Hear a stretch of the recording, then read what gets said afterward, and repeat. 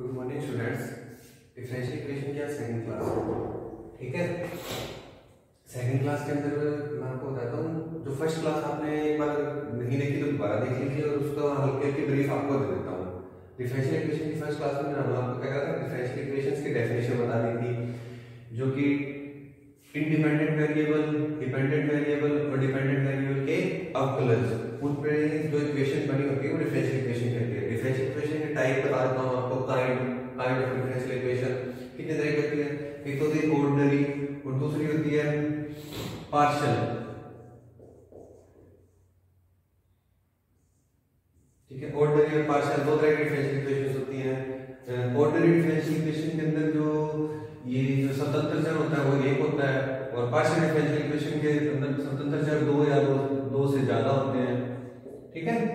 वो थी partial differential equation. अब ऑर्डिनरी डिफरेंशियल इक्वेशन भी दो तरह की होती है, एक तो होती है लीनियर डिफरेंशियल इक्वेशन और एक होता है नॉन लीनियर डिफरेंशियल इक्वेशन, ठीक है। ये मैं आपको बता दी। इसके बाद मैंने आपको क्या बताया था, डिफरेंशियल इक्वेशन का ऑर्डर और उसके बाद में डिग्री। ऑर्डर क्या होता है 40, डिग्री क्या होता है घात, इंग्लिश में हिंदी में घात बोलते हैं, इंग्लिश में डिग्री बोलते हैं। ऑर्डर कैसे निकाली जाती है, जैसे dy इक्वल dx हो तो उसके अंदर मैक्सिमम dy इक्वल dx हो, अगर d square y upon dx square हो तो इसकी आ जाए, इसमें आ जाएगा ये स्क्वायर भी दो। और अगर ऑर्डर डिग्री कैसे निकाल जाती है, जो मैक्सिमम अवकलन होता है उसकी जो ऊपर पावर होती है वो डिग्री हो जाती है, ठीक है। उसके बाद मैंने आपको क्या बताया था, हाँ जनरल सॉल्यूशन। जनरल सॉल्यूशन के बारे में बताया था। जनरल सॉल्यूशन क्या होते हैं, मान लो कोई डिफरेंशियल इक्वेशन है उसका, जो कि हमने इसकी डिग्री, अगर इसकी ऑर्डर दो है तो जनरल सॉल्यूशन के अंदर दो कांस्टेंट आ जाएंगे a और b। अगर इसकी जैसे इसकी एक आ जाएगी तो इसमें जनरल सॉल्यूशन के अंदर एक कांस्टेंट आ जाएगा। इसके बाद जनरल सॉल्यूशन होता है, जनरल सॉल्यूशन के बाद में एक होता है पर्टिकुलर सॉल्यूशन, जिसमें a और b की वैल्यू ऊपर पुट कर देते हैं, वो पर्टिकुलर सॉल्यूशन होता है। उसके बाद में मैंने आपको बताया था इनिशियल वैल्यू प्रॉब्लम, आईवी के बारे में बताया था कि एक पॉइंट के ऊपर जो प्रॉब्लम होती है वो इनिशियल वैल्यू प्रॉब्लम होती है। ये मतलब बाउंड्री प्रॉब्लम, बाउंड्री प्रॉब्लम होती है कोई बाउंड्री के ऊपर जो है उसमें वैल्यू दे रखी होती है, अपने क्वेश्चन के अंदर दिया होगा तो उसको बाउंड्री प्रॉब्लम बोल देंगे, ठीक है। ये कल का है, थोड़ा थोड़ा हल्का सा मैंने आपको बता दिया है। अब हम कुछ क्वेश्चंस करते हैं, ठीक है। और अगर आपको ये आपकी क्लास नहीं देखी होगी तो आप दोबारा देख लीजिए, को समझ आ जाएगा। कुछ क्वेश्चंस हैं डिफरेंशियल इक्वेशन के, वो आप सॉल्व कर देते हैं, ठीक है। जैसे पहला क्वेश्चन ले लेता हूं मैं, जो कल क्लास कराई है उस पे बेस्ड क्वेश्चन है।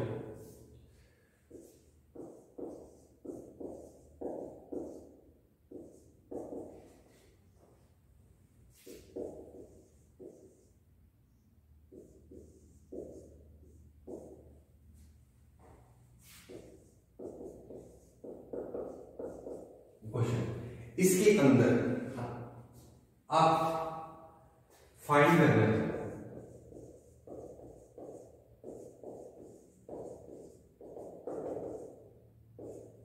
इसके अंदर हमको डिग्री और ऑर्डर फाइंड करना है। इसमें कुछ इतने कुछ टफ चीज नहीं है, आपको पहले ऑर्डर फाइंड करना है। ऑर्डर क्या होता है, जैसे अगर dy मैंने आपको बताया dy इक्वल dx होगा मैक्सिमम, इसमें dy इक्वल dx ही है, पर इससे ऊपर एक और है d square y equal dx, d square y equal dx square. तो इसका ऑर्डर क्या होगा, ऑर्डर ये d स्क्वायर जितनी मैक्सिमम, जैसे ये d2 है, ये d1 है, तो ये d2 आएगा इसके अंदर, तो इसका आएगा ऑर्डर। ऑर्डर कितना हो गया इसका 2। अब इसमें डिग्री फाइंड करनी होगी, डिग्री फाइंड करनी तो जो मैक्सिमम वाला है इसकी पावर देखेंगे, ना कि इसकी देखेंगे। जैसे इसमें लगा इसकी मैक्सिमम पावर कितनी लगी हुई है, 1 डिग्री आ गई इसकी 1। ऐसे ये क्वेश्चन और है जिसमें थोड़ा सा सिंपलीफाई करना पड़ेगा आप लोगों को। मैं वो क्वेश्चन देता हूं आपको, एक सेकंड।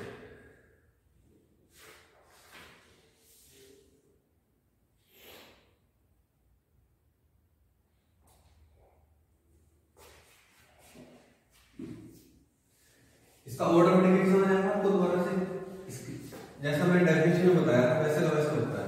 एक सेकंड,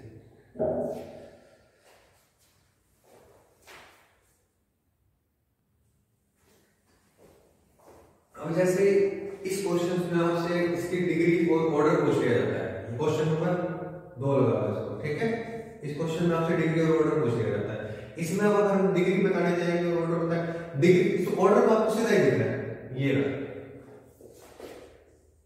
ऑर्डर, तो आप लिख दोगे 2, ठीक है, क्योंकि ये रहा, यहां से पता लग जाएगा आपको। अब डिग्री निकालने के लिए हमें हमको इसका परिमेयकरण करना पड़ेगा। परिमेयकरण कैसे करते हैं वो देखो आप, डिग्री फाइंड करते हैं, ऑर्डर तो हमारा पता लग गया, आगे मैक्सिमम ऑर्डर ये रहा। अब डिग्री फाइंड करें, डिग्री फाइंड करने के लिए क्या करते हैं, इसको तो ले जाते हैं और ये देखो ऐसे लिख सकते हैं इसको,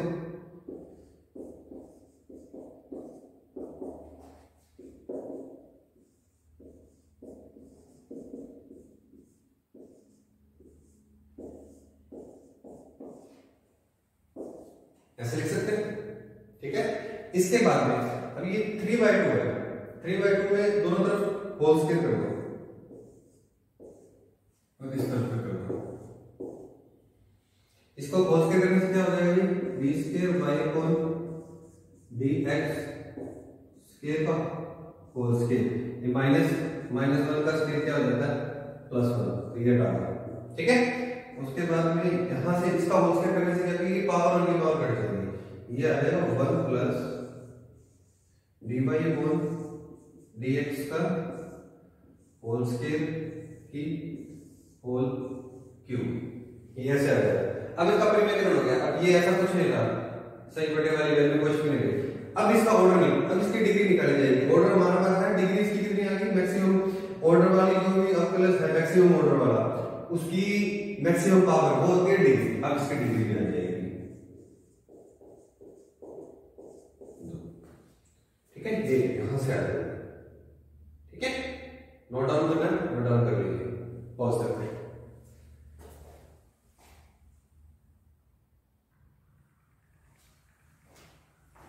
ऑर्डर डिग्री आपको समझ आने के बाद में हमें क्वेश्चन है कि y = ax + bx, इसकी डिफरेंशियल इक्वेशन फाइंड करनी है, ठीक है। इसके बारे में कल आपको समझा चुका हूं, सिर्फ डिफरेंशियल इक्वेशन फाइंड करके सॉल्यूशन निकालना है इसका, ठीक है। तो इसकी डिफरेंशियल इक्वेशन फाइंड कैसे करते हैं मैं आपको बताता हूं। हमको क्या दिया हुआ है, y = ax² + bx, equation first, ठीक है। अब इसके बाद में हमने आगे करना है डिफरेंशियल इक्वेशन फाइंड करने के लिए मैंने आपको एक बात बताई थी कि डिफरेंशियल इक्वेशन के जितना ऑर्डर होता है, जितना ऑर्डर होता है उतने ही कितने क्या आते हैं, कांस्टेंट आते हैं। अब आपको देख के कुछ समझ आ रहा होगा, इसके अंदर 2 कांस्टेंट है, a और b, ठीक है। इससे कुछ अंदाजा लग जाएगा कि इसकी हमने डिफरेंशियल इक्वेशन कैसे फाइंड करनी है। डिफरेंशियल इक्वेशन के 2 ऑर्डर की हो जाएगी इसकी लगभग, ठीक है। ये अंदाजा कुछ अंदाजा लग जाता है इसे निकालने में। अब इसका एक बार डिफरेंशिएशन कर देंगे, क्या है, dy / dx = 2ax + b, ये आ गई दूसरी, ठीक है। इसके बाद में हम एक और निकाल लेते हैं, d² y अपॉन dx। हमको ये जो कांस्टेंट इसके अंदर दिए होते हैं ना, ये खत्म करने होते हैं, जिससे इसकी डिफरेंशियल इक्वेशन फाइंड होती है। अब इसका क्या बन जाएगा 2a, ये इक्वेशन थर्ड आ गई, ठीक है। यहां तक समझ आ गया कि इक्वेशन फर्स्ट हमको गिवन है, उसके बाद में हमने इसका एक बार डिफरेंशिएशन कर दिया, इक्वेशन सेकंड आ गई, उसके बाद एक बार और कर दिया तो फिर इक्वेशन थर्ड आ गई। अब इक्वेशन थर्ड आने के बाद में हमको इसमें a और b का विलोप करना होता है, हिंदी में बोलते हैं विलोप, या फिर a और b को नहीं रखना होता, a और b की जगह ऐसे रखते हैं, जो इक्वेशन फाइंड होती है वो डिफरेंशियल इक्वेशन निकालते हैं। अब हमारे पास a की वैल्यू दी गई, a की वैल्यू क्या आएगी यहां से, a = 1/2 d² y upon dx, ये होगी a की वैल्यू। अब a की वैल्यू इक्वेशन नंबर सेकंड में पुट कर देते हैं तो उससे b की वैल्यू निकल आएगी हमारे पास, ठीक है। a की वैल्यू यहां पुट कर देते हैं, उससे b की वैल्यू निकल आएगी। a की वैल्यू यहां रखने के बाद क्या आता है, b = dy upon dx minus two A है ना, टू एक्स फिर ए की वैल्यू जो हमने यहां से निकाली है ये 1/2 D square by upon D x square. ठीक है, इसको थोड़ा सिंप्लीफाई कर लो, उससे हो जाएगा।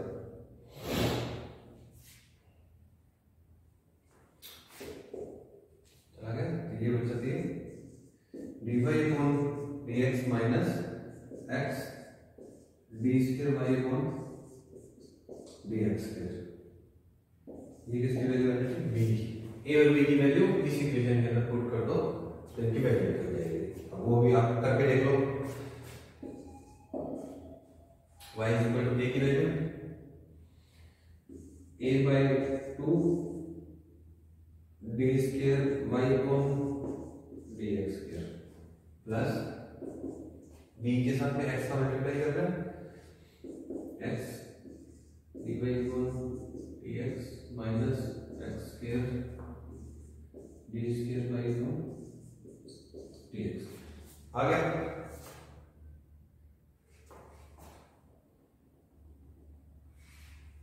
ठीक है, ये 1/2 हो गया। अब इसके अंदर ना तो कोई कांस्टेंट दिख रहा हमको, कोई ना तो ए दिख रहा ना बी दिख रहा, ये इक्वेशन आ गई। अब इसको सिंपलीफाई कर सकते हैं। जैसे ये है ना, इसको कॉमन ले लो, D square by upon D x square को यहां से कॉमन ले लो, ये बच जाएगा, ये वैल्यू और ये वैल्यू बच जाएगी। इसको सिंपलीफाई करके लिख सकते हैं, तो वो इसकी डिफरेंशियल इक्वेशन निकल जाती है। ठीक है, y को इधर ले जाओ, y को इधर ले जाओ, कैसे भी लिख सकते हैं। इसको जब मैं सिंपलीफाई करके लिखूं तो बनता है x square D square y upon dx square.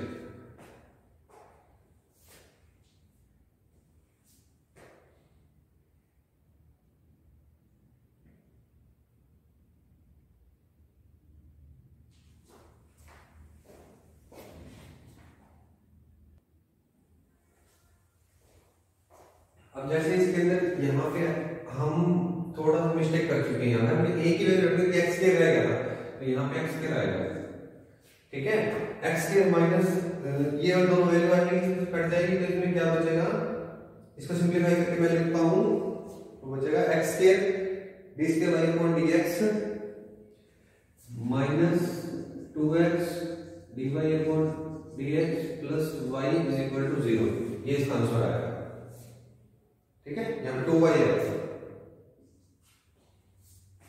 ये इसका आंसर आएगा। इसको a और b की वैल्यू जब इस इक्वेशन में यहां से आ जाएगी, b की वैल्यू इसमें और a की वैल्यू यहां पुट करने के बाद में ये आंसर निकलेगा, फाइनल आंसर। ये इसकी डिफरेंशियल इक्वेशन। ठीक है, ये नोट डाउन कर लो, मैं इसको नोट डाउन।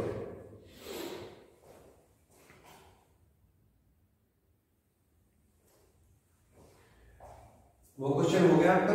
अभी एक और क्वेश्चन है, इसमें लिखा हुआ है इक्वेशन दे दी है हमको, इस इक्वेशन की ये डिफरेंशियल इक्वेशन है, फाइंड करनी है जो कि ये है, ऐसे होती है इसमें बताया। इसकी हम डिफरेंशियल इक्वेशन फाइंड करना शुरू करेंगे। ठीक है, इसके अंदर कितने कांस्टेंट हैं? 2 कांस्टेंट हैं। ये भी लगभग तो वैसे ये 2 से ही है, तो आपको अंदाजा भी लग जाएगा कि हाँ आएगी तो ऐसे ही कुछ। अब देखते हैं ये है क्या नहीं, निकालते हैं सॉल्यूशन। मान लो हमने ये इक्वेशन लिखी ax square plus by square is equal to 1, equation number 1। ठीक है, अब इस इक्वेशन का हम एक बार डेरिवेटिव कर देते हैं। क्या होता है? 2ax plus 2by dy upon dx is equal to 0। ये आ गई दूसरी इक्वेशन, जिसमें भी 2 कांस्टेंट आ जाते हैं। अब थर्ड नंबर की इक्वेशन हम वो निकालते हैं, उसका फिर एक बार डेरिवेटिव कर देते हैं 2a प्लस। ठीक है, ये 2 इक्वेशन हटा लो, दोनों तरफ 2 का डिवाइड कर दिया तो भी इक्वेशन आ जाएगी, फिर ये हटा दो। ठीक है, a प्लस दोबारा डेरिवेटिव कर दिया b dy अपॉन dx, पहले y का करा होल स्क्वायर, क्योंकि ये पहले dy इसका करा तो dy अपॉन dx, फिर आ गया प्लस, अब इस y को छोड़ दिया, dy को छोड़ दिया, और dy अपॉन dx का करेंगे तो क्या आएगा? D square Y upon D x square is equal to 0।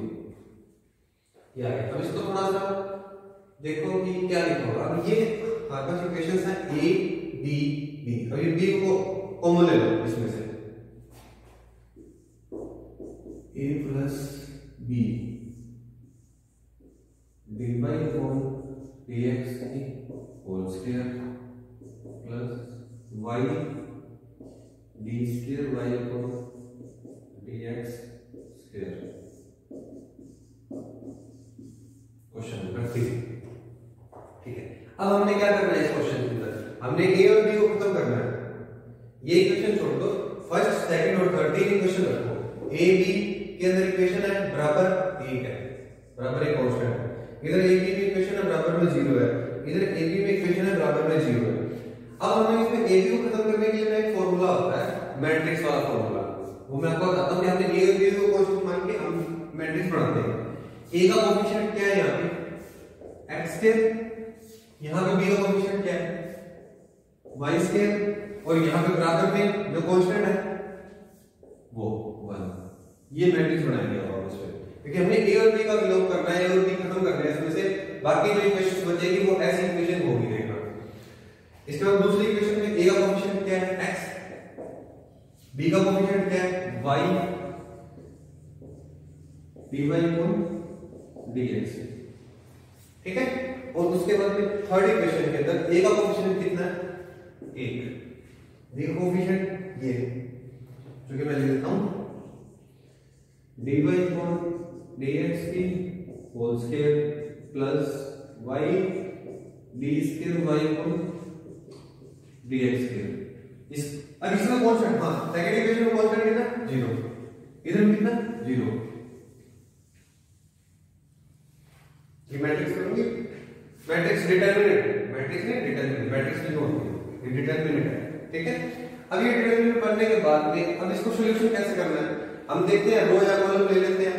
तो इसमें 0 है, इसमें 0 है, तो ये वाली रो ये कॉलम ले लेते हैं, कॉलम में से प्लस माइनस प्लस इसके प्लस आएगा तो इसको ले लेते हैं।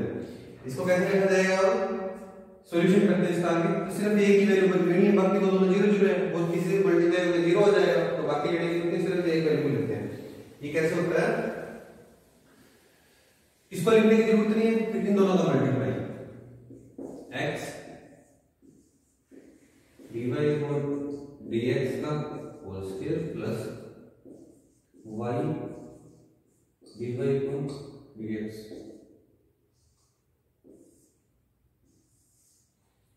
Minus y dy upon dx is equal to 0। ये जनरल सॉल्यूशन है। अब ये सॉल्यूशन और ये सॉल्यूशन देखो एक जैसा लग रहा है कि नहीं लग रहा, x x ये वाली वैल्यू ये वाली वैल्यू ये माइनस है बराबर 0 है, माइनस 0 से उधर जाके क्या हो जाएगा प्लस का, ये बराबर ये इक्वेशन आ गई। तो इसकी डिफरेंशियल इक्वेशन ये हमने फाइंड कर ली थी और ये हमने फाइंड कर दी। चाहे ऐसे मत करो, इसको ऐसे ना करके भी a और b का अगर हम खत्म करने की कोशिश करेंगे, ये a और b यहां से जैसे a की वैल्यू आ गई, इन दोनों इक्वेशन से हम a और b की वैल्यू निकाल लेंगे, उसके बाद इस वैल्यू पुट कर देंगे तो भी निकल जाएगा। ठीक है, नहीं तो और भी सॉल्यूशन होगा कि ये सबसे इजी वे है इसको सॉल्यूशन करने का इसका। ठीक है, ऐसे निकल जाएगा, कर लो, नोट करना।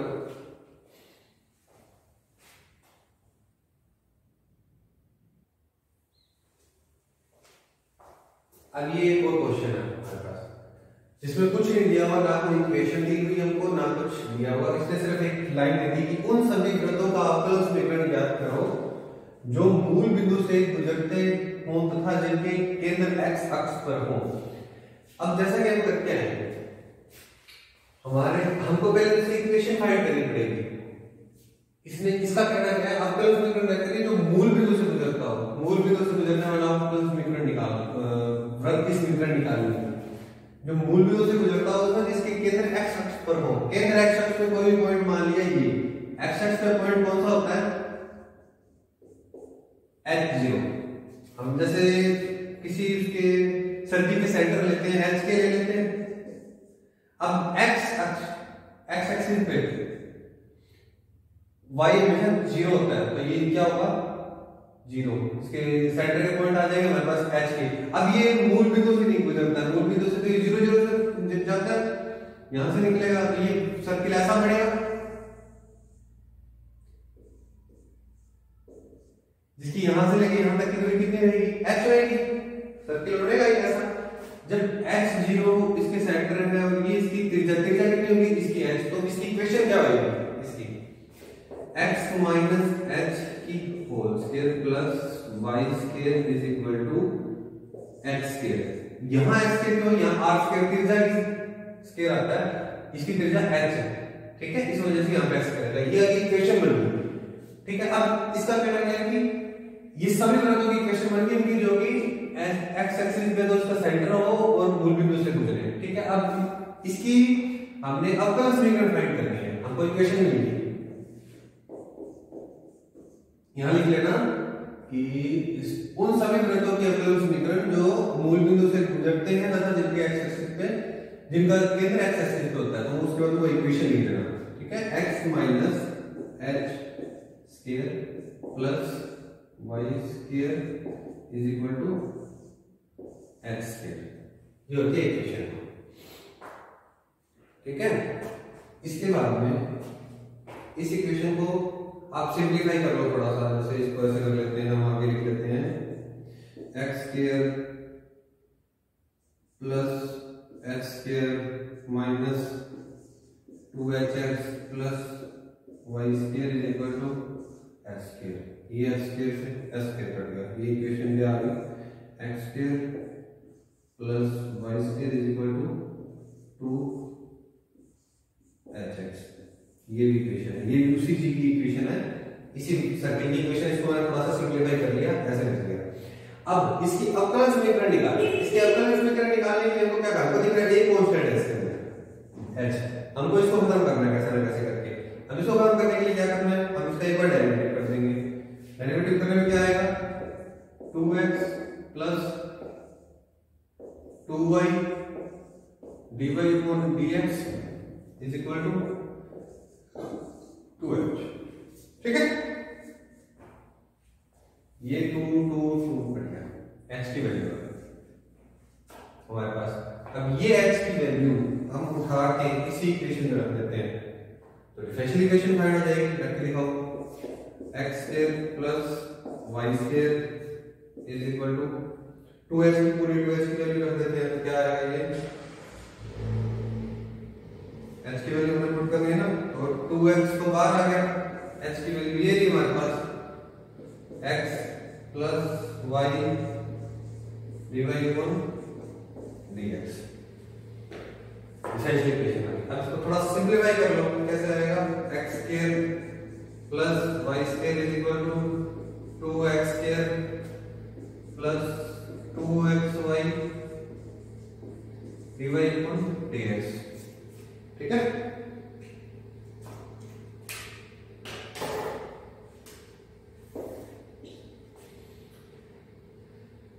यहां 2x स्क्वायर है, यहां एक x स्क्वायर है, तो x स्क्वायर से x स्क्वायर कट गया, एक x स्क्वायर बच गया, ठीक है। अब ये x स्क्वायर इधर आ जाएगा, तो y square minus x square upon में 2xy is equal to dy upon dx, ये आंसर आ गया। कैसे भी लिख लो इसको, चाहे यहां पे छोड़ दो चाहे यहां पे, वो आपको चेक करना पड़ेगा कि कैसे लिखा होगा, ठीक है।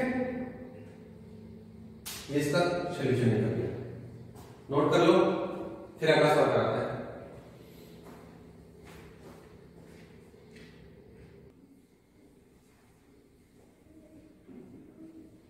अब एक और क्वेश्चन है, जैसे हमारे पास ये क्वेश्चन आ चुका है कि y इक्वल टू e की power 2x plus b e की पावर -2x, इसकी डिफरेंशियल इक्वेशन फाइंड करनी है। इसकी डिफरेंशियल इक्वेशन को ही अब आपको देखना कितने कांस्टेंट है, a और b, दो कांस्टेंट है इसके अंदर, ठीक है। तो कितनी बार का डिफरेंशिएशन करना पड़ेगा, पहले हम एक बार डिफरेंशिएशन कर लेते हैं, तो y डैश का मतलब यही होता है dy अपॉन dx, इसको मैं y डैश लिख देता हूं, थोड़ा थोड़ा याद रह जाएगा आप लोगों को, इसलिए अब इसको y डैश लिखते हैं, ठीक है। एक बार डिफरेंशिएशन कर दिया, y dash is equal to कितना आएगा 2a e की पावर 2x, e की पावर 2x का e की पावर 2x का आ जाएगा 2 बार आ जाएगा प्लस b माइनस का 2 आ जाएगा बाहर इस बार e की पावर माइनस 2x। ये इक्वेशन फर्स्ट, ये इक्वेशन सेकंड। अब एक बार और कर देंगे y डबल डैश, ये क्या आ जाएगा फिर 2 बार आ जाएगा 4a e की पावर 2x, ये माइनस का 2 दोबारा बार आएगा तो प्लस हो जाएगा प्लस 4b e की पावर माइनस 2x। ठीक है, अब इसमें 4 कॉमन ले लो, y डबल एफ ये इक्वेशन देकर डालो 4 कॉमन ले लिया तो a e की power 2x plus b e की पावर माइनस 2x। आगे अब a e की power 2x plus b e की पावर माइनस 2x है। अब ये वैल्यू आपको दिख रही है, ये इक्वेशन फर्स्ट है, इक्वेशन फर्स्ट की और ये वैल्यू सेम है तो क्या y हम प्रूव कर सकते हैं y double dash is equal to 4y। ये डिफरेंशियल इक्वेशन होगी, इसमें ना तो a है ना b है, थोड़ा सा कुछ देखना पड़ेगा आप लोगों को कि आपने a और b को खत्म करना है। अब इसमें से आप a b की वैल्यू निकालो और वो करो, उससे भी दिख रहा है आपको यहाँ पे y की वैल्यू पुट कर सकते हैं। जैसे अब ऐसे ही वो होता है कि साइन होता है साइन कॉस में y इक्वल टू जैसे साइन होता है y a sin, फिर साइन कॉस में चेंज हो जाता है, फिर वापस साइन में चेंज हो जाता है, तो कुछ कुछ वैसी वैल्यू बन जाती है कभी कभी। कुछ क्वेश्चंस होंगे तो मैं आपको जैसे जैसे आते हैं वैसे वैसे कराता रहूंगा, ऐसे होता है। ठीक है।